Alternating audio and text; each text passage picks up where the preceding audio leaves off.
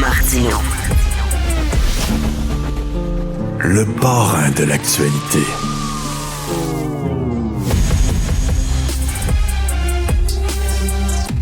Est-ce que vous connaissez la Garde nationale du Québec? C'est normal, c'est pas une vraie organisation. C'est les fameux citoyens souverains, là. Tu sais, ceux qui se font arrêter puis qui disent non, moi, c'est pas vrai que je suis québécois ou canadien.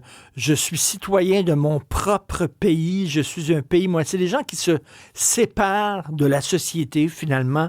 Et là, leur chef, Daniel Pagé, était au Palais de justice cet après-midi. On va en parler avec mon collègue du Journal de Montréal, Laurent Lavoie, qui couvrait ça. Laurent, bonjour. Bonjour. Daniel Pagé, c'était le chef, justement, des citoyens souverains de la Garde nationale du Québec. Il était recherché depuis plusieurs semaines. Les policiers tentaient de le localiser. Il a finalement été arrêté. Il a comparu au palais de justice d'Alma jeudi dernier. Pourquoi on le cherchait? Bien, en fait, c'est qu'il a enfreint des ordonnances de probation là, qui lui avaient été imposées en 2023. Okay. Il y avait une peine là, qui avait été imposée parce qu'il s'était fait passer pour un faux policier. Évidemment, comme sa garde nationale est illégitime, on rappelle que c'est illégal là, de se prétendre policier. Ben oui. Et donc, on lui reproche là, d'avoir violé une interdiction de présenter notamment des documents qu'il identifie comme étant de la Garde nationale du Québec et des shérifs constitutionnels du Québec et du tribunal militaire.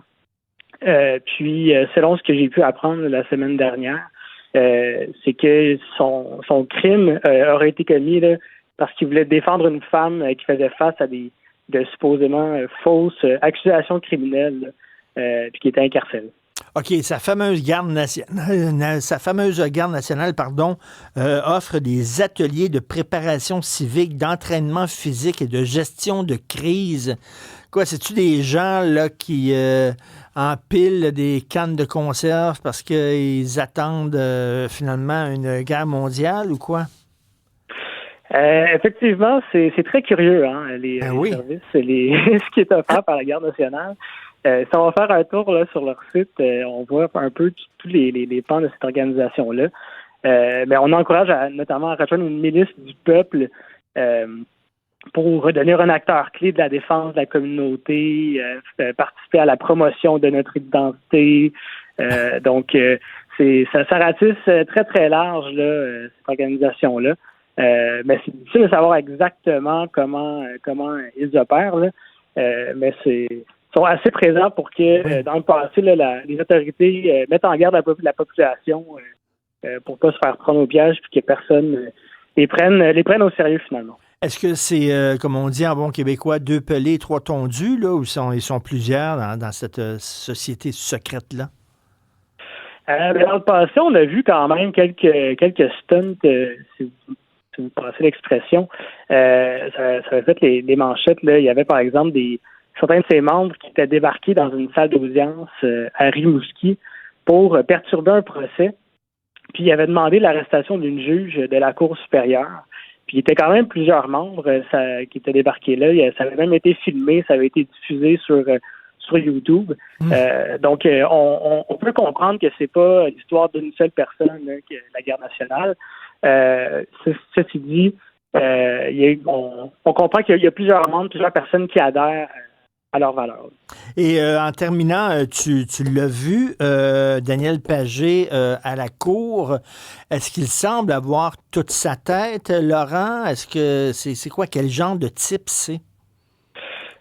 Évidemment, je ne suis pas psychiatre, mais on peut voir que c'est quand même c'est tout un personnage qui n'hésite pas à tout moment à dénoncer notamment l'absence de crédibilité de la Cour qui énonce tout complot contre lui. Justement, tout à l'heure, il disait qu'il était détenu illégalement durant son enquête sur remise en liberté. Là. Donc, on a pu aussi voir les premières images de son interrogatoire avec le Sûreté du Québec quand il a été arrêté. Là. Et puis, il tient certains propos qui sont assez curieux. Là. Donc, c'est un dossier qu'on va suivre assurément. Là, donc, il reconnaît pas, j'imagine, il reconnaît pas l'autorité de la Cour, il reconnaît pas le système de justice. C'est quelqu'un là, qui a cassé totalement avec la société québécoise. Exactement. Pour lui, par exemple, justement, il a été arrêté parce qu'il avait transmis une ordonnance d'injonction militaire au greffe du palais de justice d'Allemagne. Donc, pour lui, il y avait autorité sur ce que décidait la Cour. Donc, ça donne un peu une idée de sa perception là, de notre système de justice pour lui. Oui, mais on va suivre ça. Merci, Laurent Lavoie, puis on va lire les textes que tu écris sur ce personnage assez coloré. Donc, Laurent Lavoie, journaliste au Journal de Montréal. Merci, bonne soirée. Merci. Allez.